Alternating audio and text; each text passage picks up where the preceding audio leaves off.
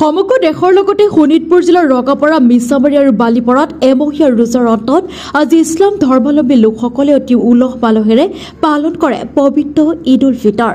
পবিত্ৰ ঈদক লৈ ৰঙাপাৰা চহৰখনত পুৱাৰে পৰা এক উখল বাখল পৰিৱেশে বিৰাজ কৰে। ঐক্য সম্প্ৰীতি উৎসৱ তথা পবিত্ৰ ৰমজান মাহৰ অন্তিম দিনটোত ৰঙাপাৰাৰ ঐতিহাসিক মতি মছজিদ জামে মছজিদত ইছলাম ধৰ্মাৱলম্বী লোকসকলে সমূহীয়া নামাজ আদায় কৰে।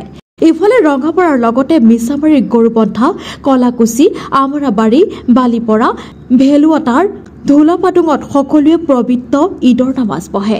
ত্যাগ সংযমেৰে ৰমজান মাহৰ ৩০টা ৰোজা ৰখাৰ অন্তত অতি উলহ মালহেৰে পবিত্ৰ ঈদ পালন কৰিবলৈ অধীৰ আগ্ৰহেৰে বাট চাই থাকে ইছলাম ধৰ্মাৱলম্বী ৰাইজে। উল্লেখযোগ্য যে ঈদ উল ফিতৰ হৈছে ইছলাম ধৰ্মাৱলম্বী লোকসকলৰ অন্যতম এক উৎসৱ। পবিত্ৰ ঈদৰ দিনটোত সমাজৰ পৰা অসুৱা অশান্তি নাশ কৰি সমাজত শান্তি একতা আৰু ভাতৃত্ববোধৰ এনাৰ্জৰীডাল টনকিয়াল কৰি তোলাৰ বাবে আল্লাহৰ ওচৰত তাকেই কামনা কৰে ইছলাম ধৰ্মাৱলম্বী ৰাইজে। ইফালে ঈদৰ নামাজ আদায় কৰাৰ অন্তত ইজনে সিজনক আলিংগন কৰি ঈদ মুবাৰক জনোৱা পৰিলক্ষিত হয়। ইপিনে পবিত্ৰ ঈদে সকলোৰে জীৱনলৈ অনাবিল সুখ আৰু শান্তিৰ বতৰা কঢ়িয়াই আনক তাকেই কামনা কৰিছে ৰঙাপাৰা প্ৰেছ ক্লাবৰ সভাপতি পংকজ নাথে। الله أكبر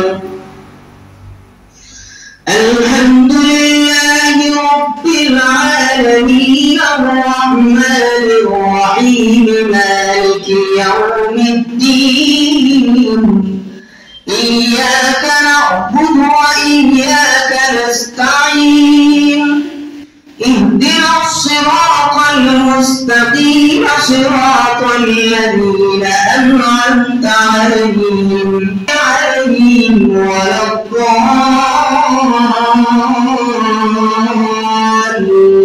الضالين يا أيها الذين آمنوا أنفقوا مما رزقناكم من قبل أن يأتي يوم لا بيع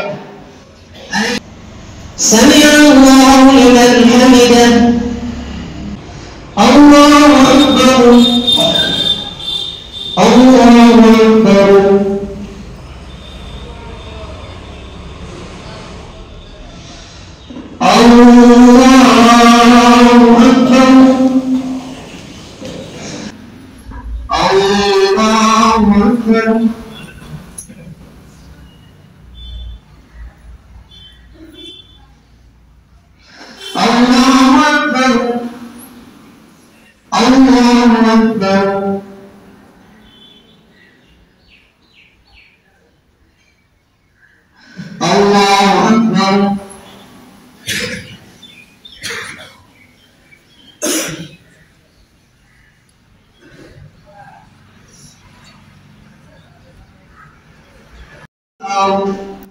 ولا يؤوده حفظهما وهو العلي العظيم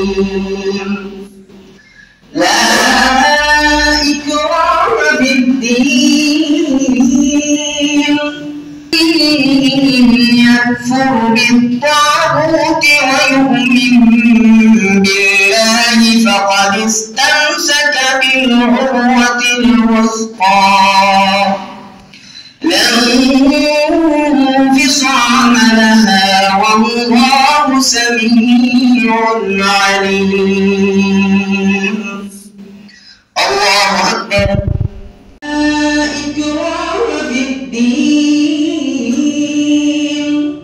قد تبين الرشد من الغي فمن يكفر بالطاغوت ويؤمن অন্তিমটো দিনত আজি আমি উপনীত হৈ ঈদ উল ফিতৰ পালন কৰিছোঁ।